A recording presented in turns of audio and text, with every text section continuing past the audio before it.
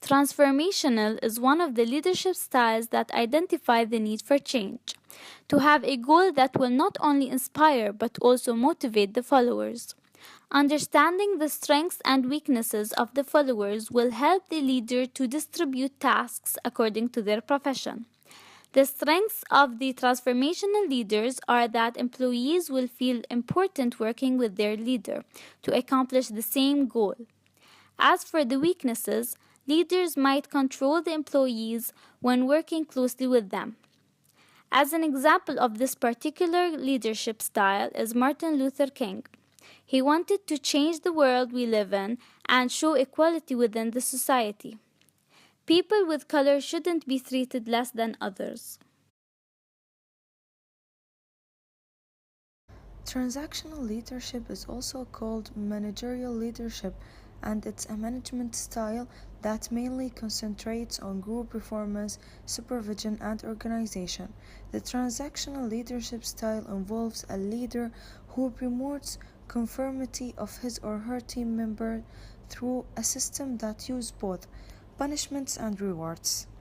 This style works best with teams that do well when motivated and offered incentives for performance. Joseph McCarthy, the former state senator of Wisconsin, he was renowned for his style of accusing individuals for being spies for the Soviet Union during the Cold War. He used a system of rewarding his followers for bringing in accused communist infiltrators and punishing followers who deviated from the rules. So the employees feel compensated for their hard work. But focusing on performance number, it's not always an indicator for a good work.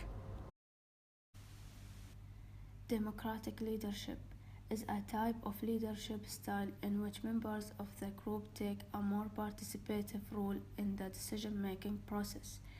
Group members are encouraged to share ideas and opinions even though the leader retains the final say over decisions. Researchers suggest that good democratic leadership possess specific traits that include honesty, intelligence, creativity, and fairness. A good example of democratic style is Barack Obama, because the elected member of government have a say just as much as he does. He is a good listener, hearing all sides and is slow to take risky action. He learned as a community organizer how to map out a visual plan for success, studies the issues in order to make the right choices, and his vision is by dreaming big and working hard, anything is possible. Think hands off when you talk about laissez-faire style of leadership. Leaders delegate responsibility for the achievement of work objectives and hand over decision-making power to their employees. They do, however, provide general direction and the tools for goal achievement. A business has to be involving, it has to be fun, and it has to exercise your creative instincts, is Richard Branson's quote that is often used to highlight his laissez-faire leadership style. Some of the strengths are great for creating future leaders, successors are originally created, and the weaknesses are employees or team members who need more direction can be at loss.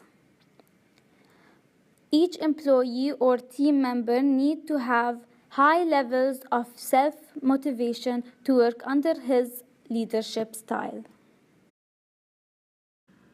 Pace-setter leadership style. Let's dream big and to the standards. This leader set the pace for their own company and other in the industry to follow.